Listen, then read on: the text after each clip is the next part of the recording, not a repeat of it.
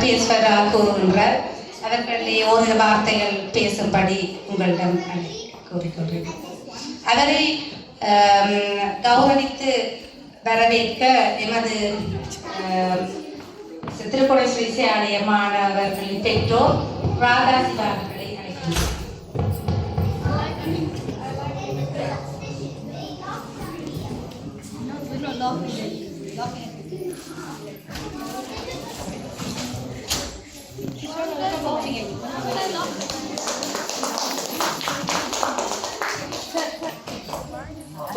அனைவருக்கும் வணக்கம்.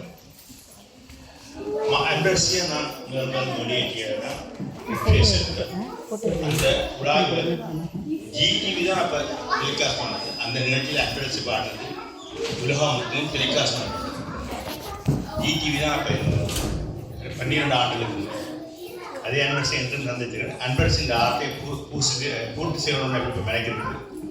வருகிற டிசம்பர் மாதம் அவர் சொன்ன பன்னிச நிகழ்ச்சிகளை நான் ஸ்பான்சர் பண்ணி கொடுக்குறேன். நீங்கள் எல்லாரும் இந்த நிகழ்வு நடக்கும்.